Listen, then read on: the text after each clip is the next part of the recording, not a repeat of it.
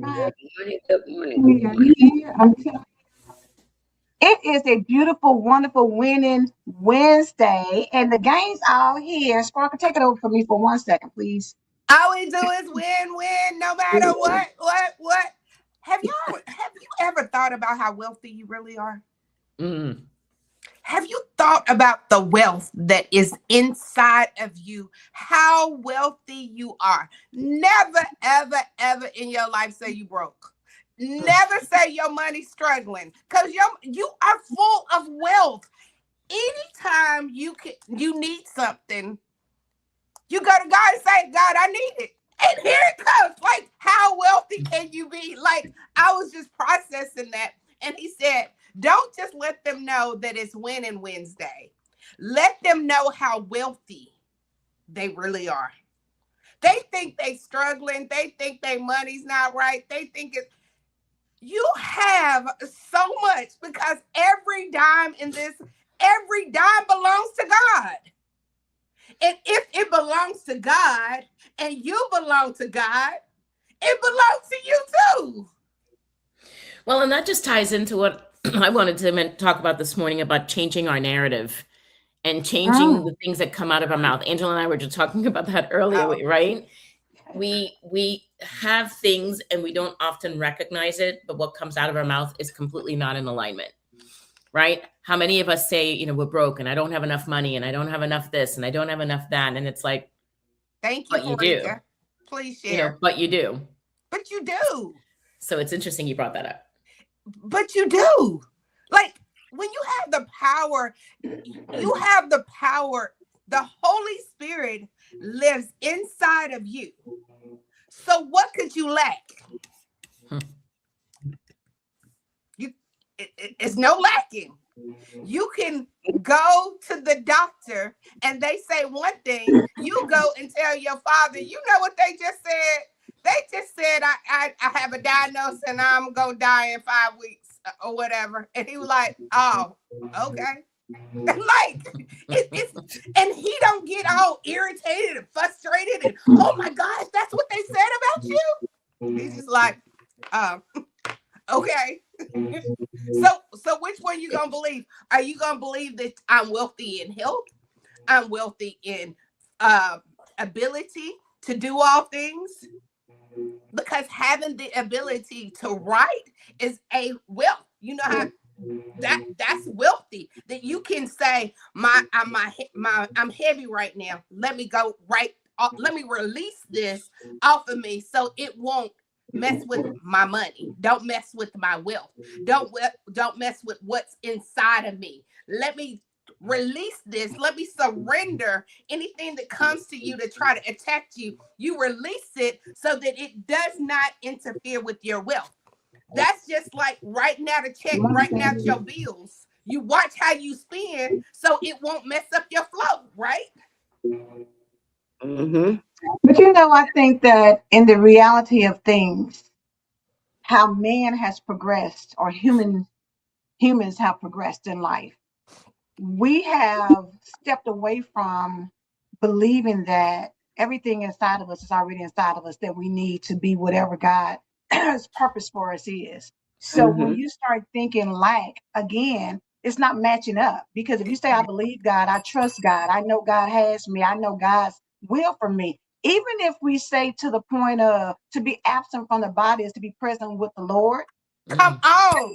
if everything that you come out of your mouth like, oh my God, I got this, oh my God, I got that, and you doom and gloom everything, then you're not in alignment with what you say. It's just like saying, oh, I want my flowers to grow, but you never water them, you never put them in sunshine, you never do any of those things. You never cut You off the have to deadness. start thinking, and that's why we said this year we're healing for real. Because the limiting beliefs that you have, it has to be a point in time for the renewing of your mind where you go back and say, you know what?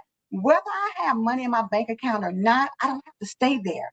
I can start doing, making wiser decisions. I can start saying my money is circulating, because it is. In the reality of life, money is going to come to you in some shape, form, or fashion if you position yourself to be, in a place to get money. Yeah. Because sometimes money just comes to you. You're Yeah. not, you may say you may be talking to somebody say, you know what, let me sow a seed to you. Or somebody may say, I was just thinking about you. Let me send you $25 for lunch. Those things may happen. Or somebody may say, hey, go with me. I'm going to treat you to lunch.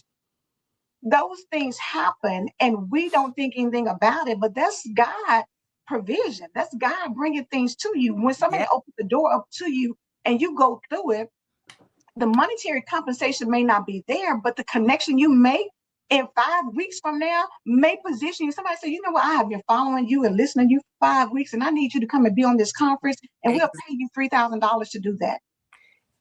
Exactly. But you got to start letting your mouth and your beliefs be in alignment. So, Natashah, when we talked earlier this morning, you were talking about how we're at war in ourselves. Can you tap into that a little bit more?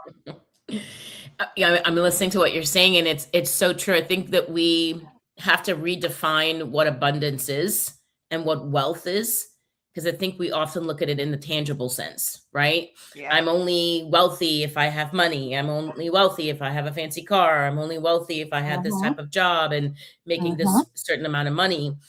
But when you have the Holy Spirit within you and you have alignment with God, you are in abundance.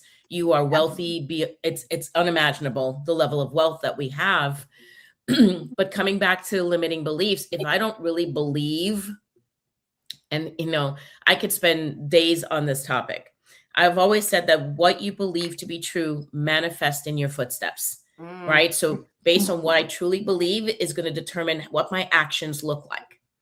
And a lot of us right now will say one thing. We will say that we believe in God. We will say we trust him. We will say we have faith, but then we are walking in fear, or we're chasing the mighty dollar, or we are chasing that relationship and begging for that person to stay when we have no business staying in that relationship in the first place. I mean, the list goes on. We all can, fill in the blank. And so what I was saying with Angela this morning is that there's this younger version of self that we all need to pay attention to. Everyone tends to look at behavior and say, okay, well, that behavior is good or bad, right? We tend to want to judge the behavior. But what we don't understand is our behavior is a result. And Rev Pat talked about this in her Bible study last night. We allow our feelings to drive the way we act. And if you allow your feelings to control you, right? That's where your behaviors are not oftentimes aren't going to be, well, I shouldn't say oftentimes, will not be in alignment with God. You will not be in alignment with the spirit because you're letting your feelings, you become very reactive as a result of how you're feeling. Now, this kind of ties in with Sparkle and I were talking about yesterday. A lot of people are in denial about their feelings. So how can you want to change a behavior or change something in your life when you're in denial about what you're feeling and then you're being reactive to how you're feeling? And I know that might sound a little confusing to a lot of people, but I try to use the younger self as a representation of your emotional self, right? All of us are grown today and we're far removed from trauma. We're far removed from dysfunctions in our lives. And we tend to intellectualize ourselves into what we want, right? We tend to use logic. But in reality, there's an emotional side of us that isn't healed. And that emotional side is the side that gets us into trouble. That's this side of us that causes us to be highly reactive, highly impulsive, highly obsessive, and a lot of times highly manipulative, right? That emotional. Stay there for a second, Natashah, because I don't think we see ourselves as highly manipulative. I know.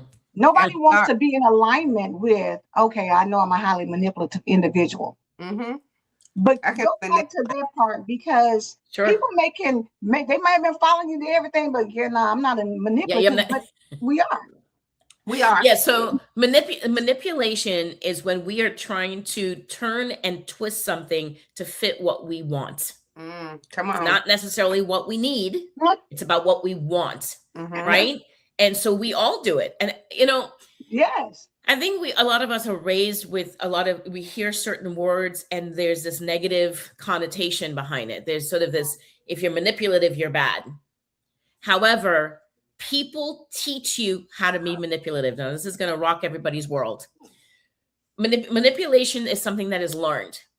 if you are being raised in a household and one caregiver says one thing and one caregiver says another, between the two of them, because they are not in alignment, the child learns that they can go between and create a divide between the difference of opinion. Mm-hmm. Right? We do that with God's word, but I'm not going to get into that. I'll leave that for Ref Pat. She can chime in on how we often will manipulate God's word to feed into what we want and not follow with what we need. Oh, you Mhm. good this Right? morning, girl. You good Yeah. this morning. But, and again, I always say this, and I'll say it every time I open my mouth. It's not a judgment on anybody. It's about awareness. It's Mhm. about recognizing what we're doing and what it is that we need to change. So Yes. why is it oftentimes, so the manipulation is the behavior. So why is it often that we manipulate? Let's go to that wonderful thing that we all try to avoid, and it's called feelings. Mm-hmm. Oftentimes we are either sad, resentful, angry, powerless, helpless, hopeless. We want what we want and we want it now because we can't, God forbid it's not happening fast enough for us because we're constantly on the go. And based on how we're feeling and we're not in check with our emotions drives us to manipulate people, places, things, and God's word to fit what we want. But yesterday, I was listening to you guys, and so you said that in the midst of feeling angry, powerless, fearful, whatever it is, when somebody says, "How are you?" the first thing that comes out of our mouths are, "I'm fine," "I'm good," or "I'm okay." Mm-hmm. So, And to me that's a denial of your emotions, because when you give me any one of those three, it's just a surface answer, right? yes, You're just absolutely. you haven't even stopped to think about how you're actually feeling. Nope. But Well, surface it's a to trained thing too. It's a trained behavior. You Yes. have taught yourself when somebody asks you, just say, to keep everybody from being nosy, and Yep. I'm gonna block you so you won't ask me no questions. I'm Right. just gonna say good. Oh, I'm fine. Oh, I'm okay. Are you really? And they're hoping you're gonna leave them alone. I was getting ready to say the reality is the people who ask you 9 times out of 10 are already expecting you to say that. So they're pretty much going on to get their coffee. They already heard. They're expecting you to say you're good, you're fine, or you're okay. Anyway. They're not even looking at it, because the reality is, as we leave out the house, just as you grab your bag or your purse or your suit briefcase or whatever, you put on that mask as well. It's right there at the door, and you grab it and put it on your face so that when you go out, you don't want anybody to know the dysfunction that's in your household, the trauma that you're dealing with, the resentment and anger that you have, the depression and the anxiety that you feel. You don't want people to see that, whether you are going to a job, whether you're going to church, whether you're going to see a friend. But here's the thing, and I agree with you 1,000%, but here's what people need to understand. You can hide that all day long, but I think I said this in one of our broadcasts last week. Where do you think all your emotions are going? Right. You're walking out of your house and you're presenting a certain way. Wherever you go, there you are. I think I said that yesterday or the other day, right? I can't remember what my days are anymore. My feelings are still with me. And if my feelings are unmanaged, right? My unmanaged feelings is what leads to my behaviors. Then yeah, you're going out in the world and you might look a certain way, but how you act, how you behave, how you respond, how your response to other people is going to be based on how you feel. Yes. And all of your feelings are sitting on your shoulder. So the more that you don't deal with it, the weightier they become. Absolutely. And then, like we said last week, as those feelings become heavy on you, now they manifest themselves in sickness, medical, and disease, yep, and other things, right? Because Marisa said, and the truth about yourself will set you free if you want to truly be free. Oh, that's a whole topic there. If you truly, I know, I was going to say, get him, Natashah. That was you. If you want truly, to, it's a desire. It has to be a desire. Like somebody has showed you how to do something. And if you don't really have a desire to learn how to do it, you're not paying attention to what they show. I'm going to give you an example. Angela has showed me how to do StreamYard. Okay, she has showed me how to do it, but it didn't really, like, she here every day. Okay, whatever. Okay, and hit this button and hit this button. She said, But because I didn't have a full interest, you didn't invest. I didn't invest to what she was saying, because to when she was talking, it sounded like blah blah blah blah blah blah blah. Okay. Now when you need it, you don't have it because you didn't invest in what she was trying. She wasn't telling you that just for fun. Because in the moment you're telling yourself, I don't need it. You're not thinking long term that although I may not need to know StreamYard today, there may come a day when Angela's not well, she's not here, there's something going on, and you will need to access StreamYard. Exactly. So you're not thinking later on down the road. You're just thinking, oh, I don't need this right now. Angela's here. Yeah. So let Angela figure it out. Yeah. Right? But think about this to tie it all up in a knot. So she's listened to me when I said it, because I said, you're going to need it at some point in time because I may not be here. I wasn't here yesterday. So I said, do you need me to be in the background? She said, no, you rest. I got it. I'm good. At the end of the show was still going on. She had took you and her out, but it was still live. Pat was still looking. I think Miss Patricia was still on there. It was a black screen waiting. She didn't put on the outro. She didn't do anything. So when I logged in, she was just kicking back, on her phone. I was like, oh, can you end the broadcast? Where it says end stream, can you end it? So that's how you know again that things manifest, and you believe that you're good, and you believe that everything is all right, but it goes back to you didn't listen at the time. You didn't truly go through because you weren't interested at the time. And exactly, you said that you were good, but it actually showed itself.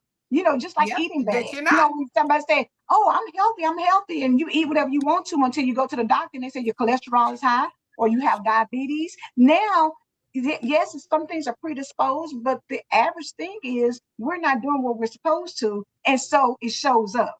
You don't think it shows up until the time comes. It showed me that she didn't know, because I don't even think y'all had an intro. I know you didn't have an outro, and I know she didn't end the stream, so I know that she didn't. Listen, we jumped right into the show yesterday. Exactly. But after the show, God was like, you're gonna learn to pay attention. So you're gonna learn that I don't send people to show you how to do stuff just for, let's just, like, it was literally, God was like, you are gonna learn to pay attention. Dang. Absolutely. Because it's a flow of everything that's supposed to happen. I was looking at Dr. Marissa, I don't want to butcher her last name. She said, far too many people are surface level. We need more people doing the introspective work. When that increases, we will see change in mindset and behaviors. And I agree with her 1,000%. And it's something even that simple. Like, you see that nice property and people, why do investors invest in stuff?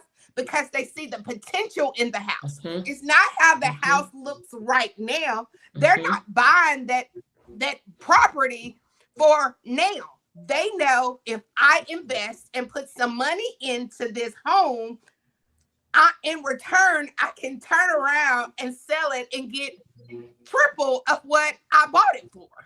Well, I think that tied into what you said yesterday, that, when it comes to mental health, while we are recognizing the severity of it and that we need it, many people want a quick fix. So I would go to the doctors and we want to take a pill. No, it's okay. I'm sorry. It was You're reading the comments. I know. I was going to take time. And it was just hilarious to me. It was funny. I know. I was going to say, don't feed the baby. Don't feed the bear. Just going on, Natasha. I'm sorry.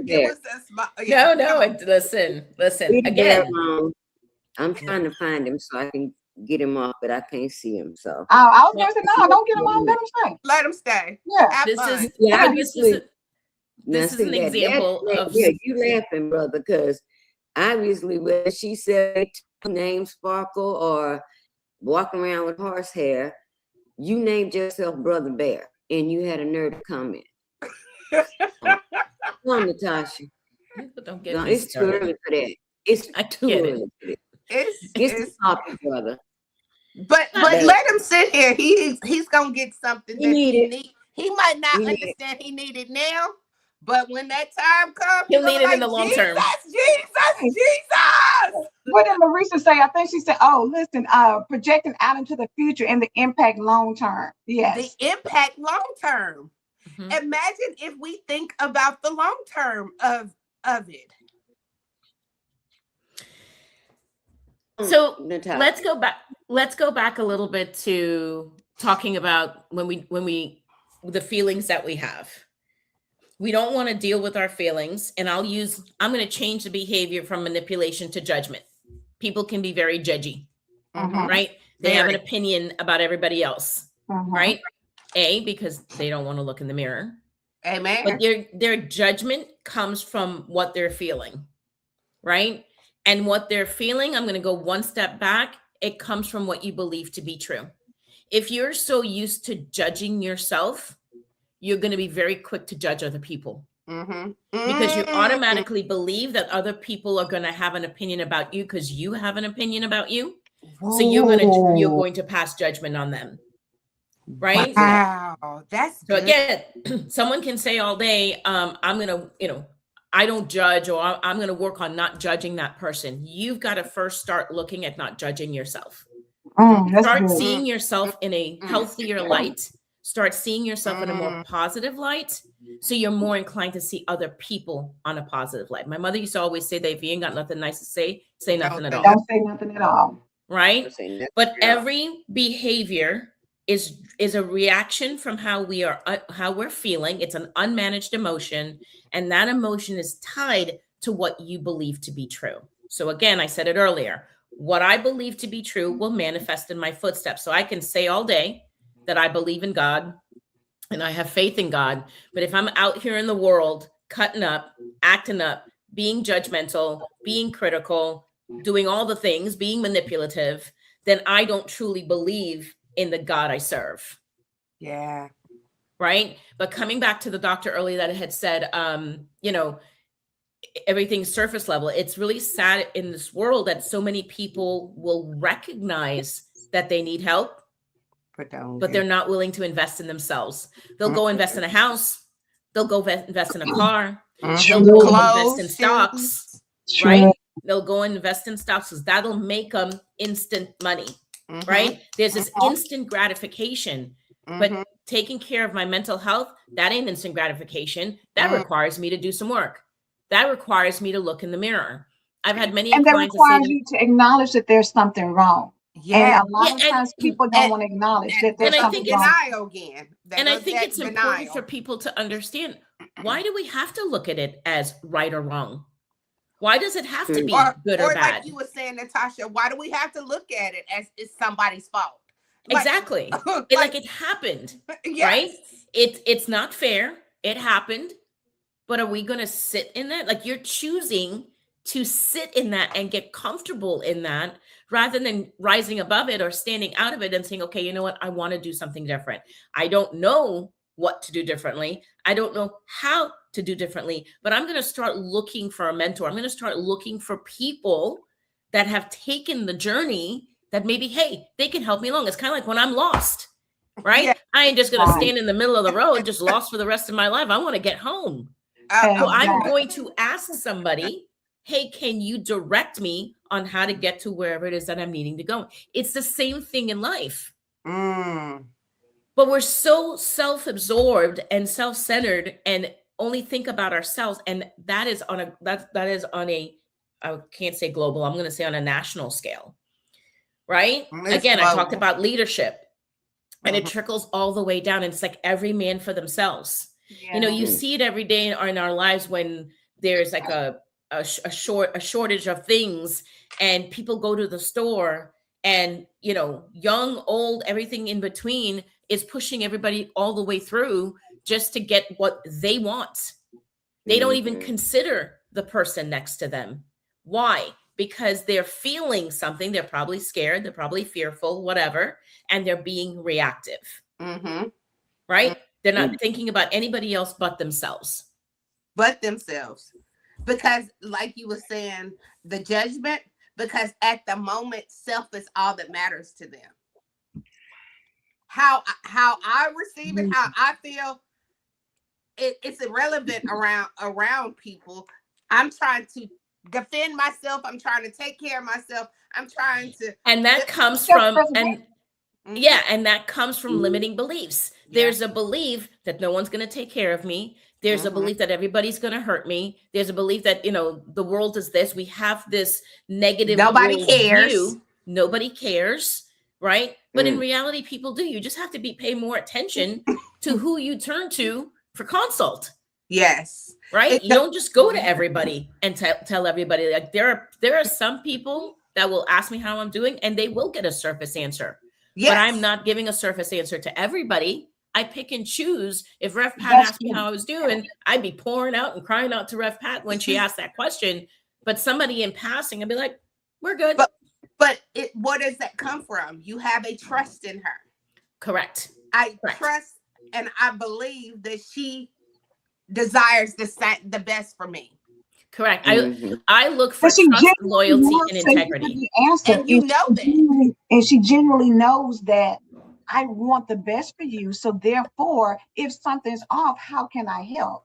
And that's how, you know, Spark and I always talk about Monica. You know, she always, you know, she may say, how's your heart? Yes, and so I love that. To a point now where I don't surface her. When she says something, I generally go ahead and say what it is that's going on at whatever level, because I know that she's not going to, she knows the surface me quicker.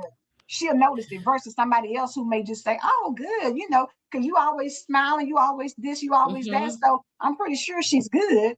Like they said, somebody said yesterday, check on the strong folks in your life, because they're holding and dealing with a lot. And most people don't check it because you're so used to them doing everything that you figure like, oh, that's just who she is. That's just how she handles things. Well, that's just how she shows up.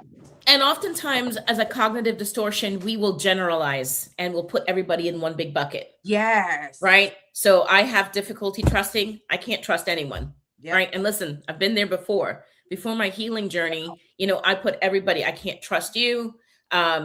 I can't go to anybody. Everybody's going to betray me. It was sort of this all or nothing mentality. It's either everybody's going to be good to me or no one is going to be good to me. Yes. Right. And that is a cognitive distortion that develops as a result of untreated trauma and unmanaged emotions. So we have to be really careful and realize like, yeah, we can't trust everyone, but there's always that one person in your corner that you can't. And I'll say this. If you're in a season where there's not someone in the flesh that you can trust, you better believe your bottom dollar God is the one that you can trust. And you can go to God every single time and he will not disappoint and he will not fail you. And it gives you an opportunity to be able to look in the mirror and share what's going on with you and reveal your truth to him. Because I got to tell you, if I'm not being truthful, if I'm not being honest with myself, then what am I really doing? Right? What am I really doing? I'm just sort of walking around aimlessly pretending that I'm okay, but inside I'm not. And that's why our suicide rate is so high. That's why mental health is increasing, because we're just walking around almost like zombies or robots in the world. Yeah. And you know, when Natasha, I was thinking about what you just said. And in reality, a lot of times when we do trust a person,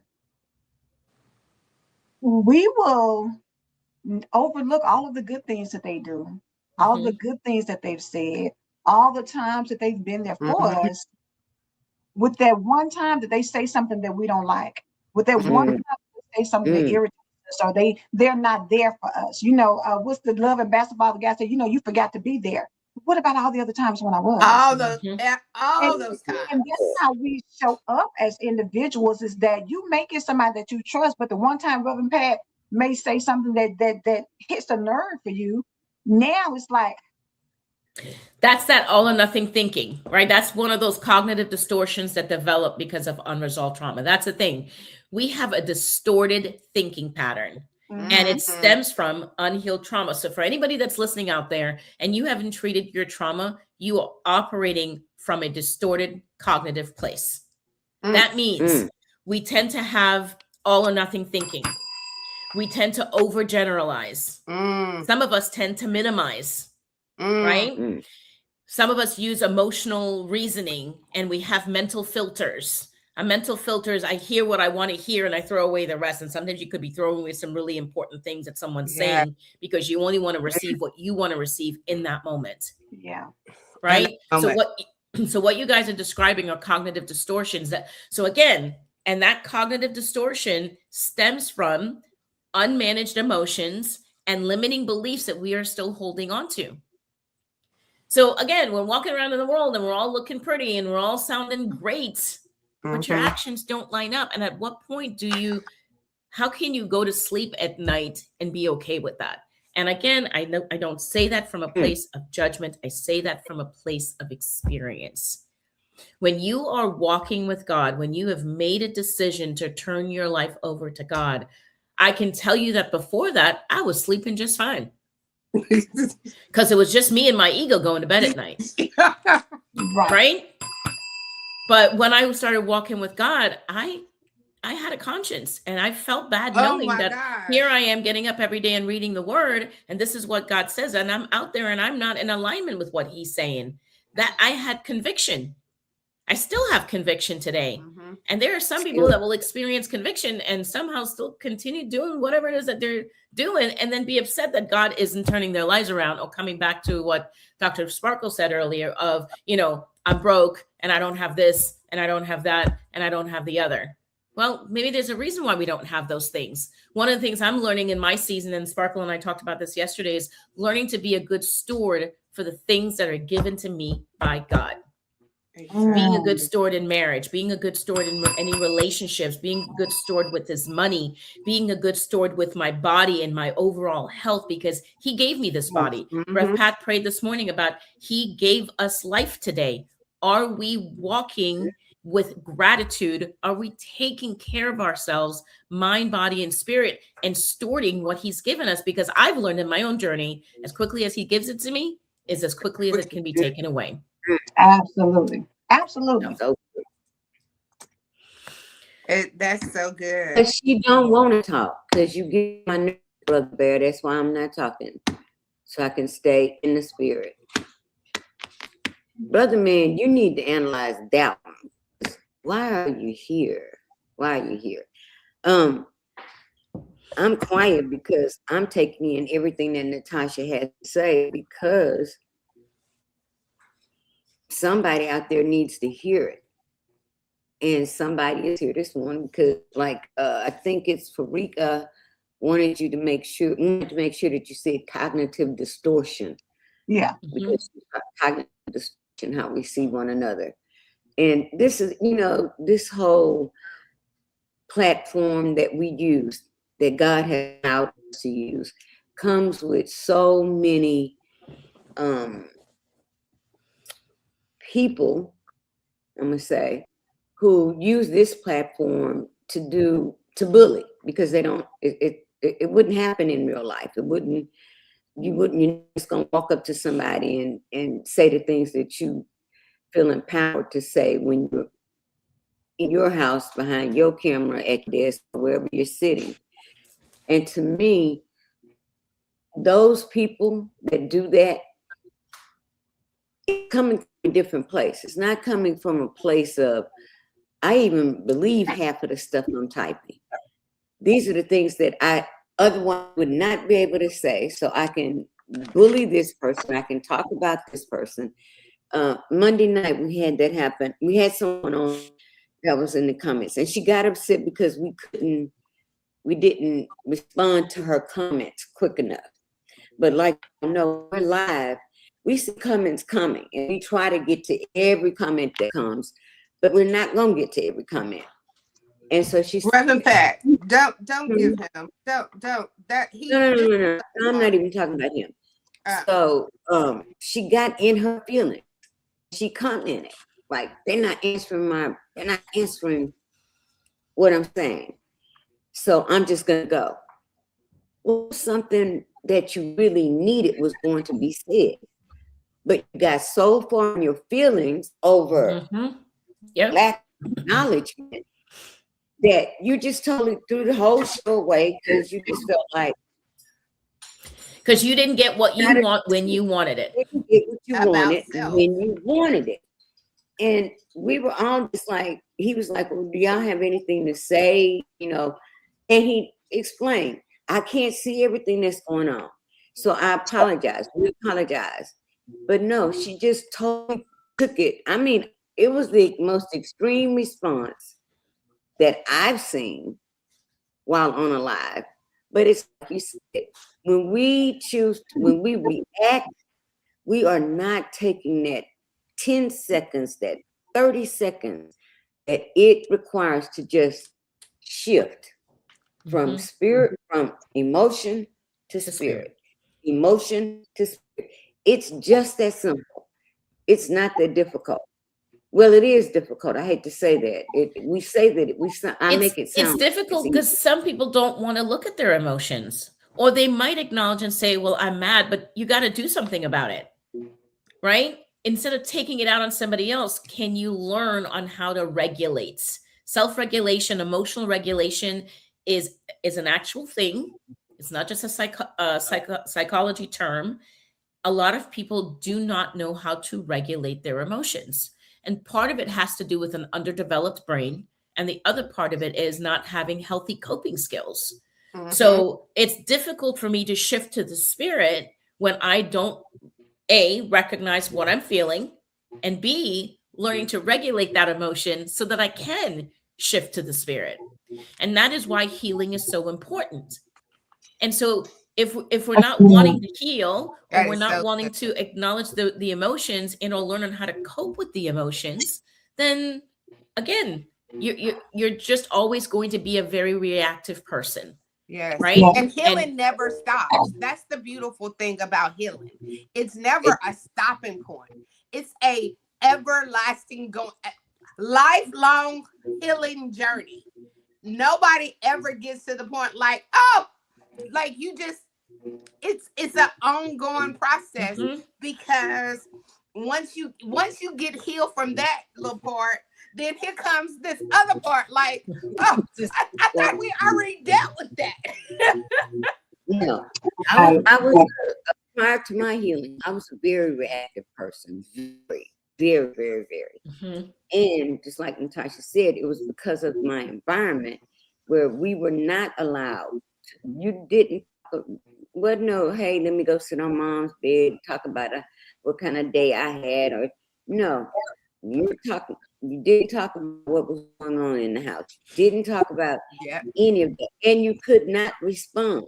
If you were angry, you couldn't respond. If you were hurt, you could not respond. That's just the environment that I was raised in. And yesterday, Natashah and Sparkle hit. I was just sitting over on the other side, like, are they just like talking about me this morning? But Sparkle just addressed it. There are things that we think that we're good with until we hear somebody address it, and then you realize, no, I might not be as good in that area as I think I am. But because you believe that I'm good, I'm fine, I'm okay. Yeah, I learned how to say we begin to believe our own BS. We begin to believe our own. Oh, okay, well, I'm not as bad, and you are. And Natashah, go back because Farika wanted to know. You mentioned the wheel of feelings to identify. Oh my gosh, just go to she heard that yesterday. Go to Google and just type in feelings wheel.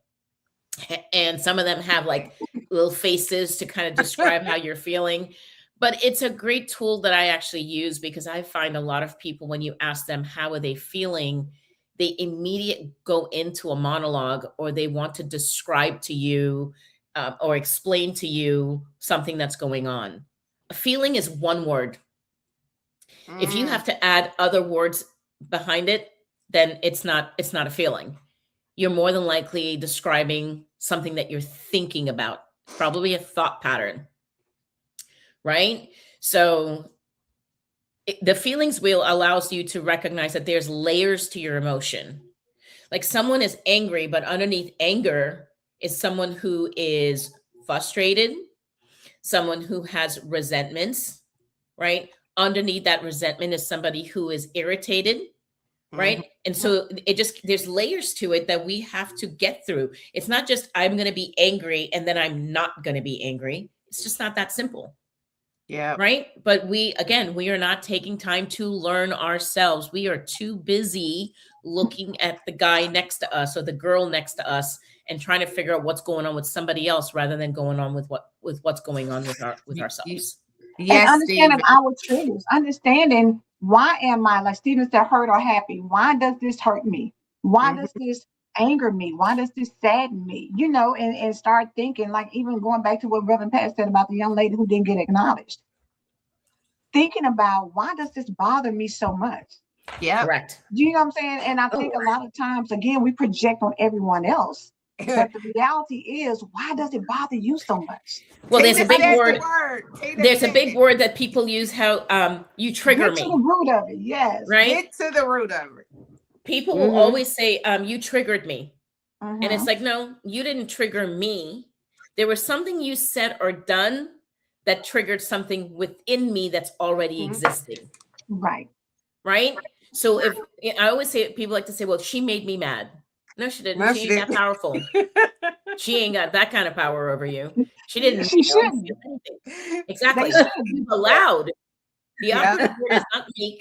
You allowed that whatever she did, whatever she said, he said, or he did, you've allowed that to ruffle your feathers. You've allowed that to set you off emotionally, and your inability to regulate your emotions causes you now to be reactive in a very unhealthy way.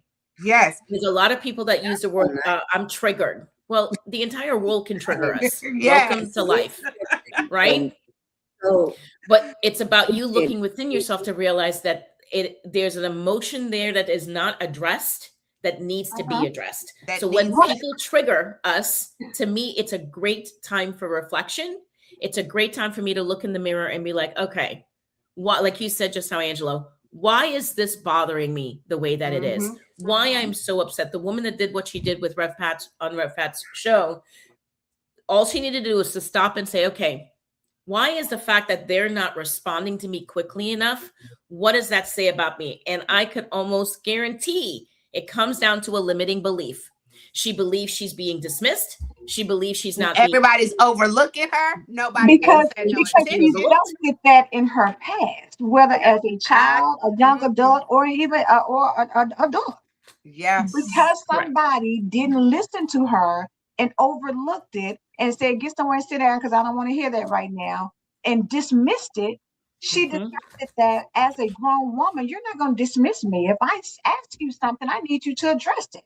And that turns into aggressive behavior if you can't manage it. Because the reality is nobody owes you a comment back just because you put something onto a lie. No, but people who are self-centered and self-absorbed are very entitled. So here you are in a room filled with people, and somehow the focal point needs to be on you. On you, yeah. Like, hello, like Rev Pat talks to hundreds, if not thousands of people, right? But you want when you walk into that room that she got her eyes on you. Like that is just very self-absorbed and very self-centered. It is. Stephen said broken children grow into broken adults, and that's the reality of life. Facts. I want to ask Natasha, now you said we're talking about unmanaged feelings. Emotions. How thrown off are you if you know, because I'm talking about me, not talking about anybody else. Between 18, 19, 20, 21, 22, those around those ages, I literally knew that I was so thrown off that I was waiting on you to make me mad. I'm being nice. It's not this at the tip of my tongue right now. I literally was waiting on you. Anybody, somebody, I could have been standing, just come on, just bring it. And I knew that any little thing, it would take any little thing for me to go from 1 to 1,000. And in my mind, I finally was at a stage in my life where I was not in my father's house. I didn't have to bite my tongue anymore. I didn't have to, that. Now I can get out. And at that time, I really thought that anger was owed to me. I deserve to let this out. I don't care who it is. I don't care who you are. I'm serious. I don't even know how I kept a job between 18 and 20. Because if somebody upset me, honey, please, I would stand in the middle of the chair in the office and curse you out one to the other. Well, it's because your emotions have been suppressed for so long. Oh, yeah, You've been told to sit. Yeah, you've been told to sit down and be quiet, and nobody wants to hear you. So when you have the opportunity, it's almost like, not almost, it's freedom for your voice. So now you're not paying attention to tone of voice. You don't care whether you hurt someone's feelings. You just don't care. It's a matter of breaking free. You would have done anything to be free, to have a voice and to be heard. So at that point in your life now, you're like, I'm going to do what I want, say what I want, like it or not. Here I come. I was no different. It's the same thing in me. I believe, I was suppressed for such a long time. I was just wanting somebody to look at me the wrong way. And I got into a lot of fights when I was younger for that same reason. My mother used to always say, you're always looking for trouble. And it was an opportunity for me to be able to lash out because of all the emotions that I've had to suppress through the years of being told girls are to be seen and not heard. Your opinion doesn't matter. When I speak to you, you don't speak back because that's disrespectful. All the things. Now I'm an adult and I step out of your house and I'm not there anymore. My mother used to always say that if you think you're grown, get your own keys. Well, I got my own keys. And when I got my own keys, I was unstoppable. Sorry, Rev Pat. I was unstoppable and I was unstoppable in a unhealthy way. Like my unstoppable today is very different than my unstoppable when I was 18. Different kinds of unstoppable. Different kinds of unstoppable. Can you, Natashah, get Farika's comment, please? She says, so as you start to realize more truth about you, how do you start to heal from those things? Is there certain steps to take for certain issues to actually begin the work after you have become aware? Well, absolutely. I mean, I'm always going to recommend that you get with a professional. When you're dealing with your mental health, when you're dealing with cognitive distortions and poor thinking patterns and wanting to change behaviors and learning healthy ways to deal with emotions, it's very important that you get with a professional, whether you're getting with a pastor, a counselor, a spiritual counselor, therapist, whatever that looks like, a coach, because we can't do this alone. And the reason for that Natashah. is, we're not going to get with Natashah. She went through the whole thing, and we all will say the same thing. Go ahead, because everybody's not. Somebody else may have the same question. I know. Yeah, and listen, I think Rev Pat said it yesterday in her Bible study. Maybe again, forgive me, my days are all running together. I'm not for everybody. I'm just not. Yeah. Right. Absolutely. And when we talk about investment, not everybody is ready to make the financial investment needed to get the transformation that they can and will get out of my program. So I understand that. So that's why I always say, yes, would I love for you to come work with me? Sure. But at the end of the day, if it's not something that's in your budget, you don't believe that you can financially invest in yourself to that degree, you can go to a therapist. The reason we need someone who we can process what we're discovering. It's very difficult for you to discover something and process it on your own because it's a one-way street. I love that word that you said, process. One of the things I try to tell people, breaking it down like that. A lot of cultures believe that therapy is wrong. Therapy is bad and you shouldn't go to a therapist. Going to a therapist doesn't mean that there's something wrong with you.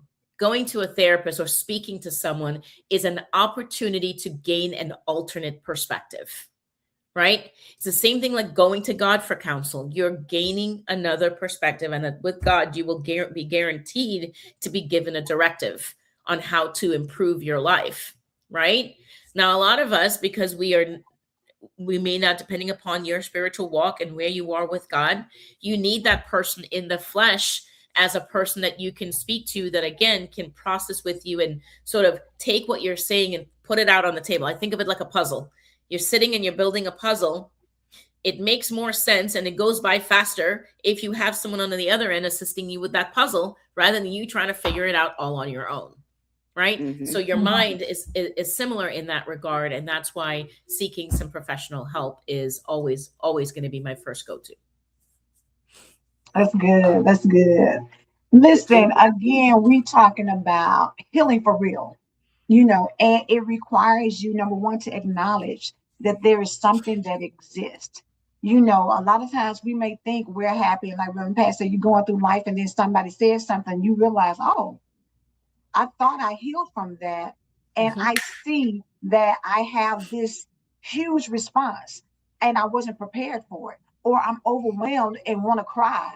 And I thought I had, gotten over that. Things happen. And sometimes, we have pushed things so far down, you don't even remember. The That brain is is so true. powerful in how it allows you to cope with Yeah. things. Absolutely. Some traumas are so traumatic that you block it out and you can't, somebody can ask you and you're like, oh no, that never happened to me, Exactly. because your brain put it in a place to not harm To you, protect you. to Yeah, protect to protect you. and so with that being said, Stephen said the ultimate doctor, God the Father. God, can I And that one is minute? what we talk. Go ahead, Rebecca. For a very long time, and I talked about this in Sunday school at church last week. A very long time, I kept asking God, why? Did you allow our child to be the way it was? Why did you allow the things to happen that happened as a young girl? And I finally, God just literally said, if I revealed that to you, you would never be able to handle it. You won't. You won't.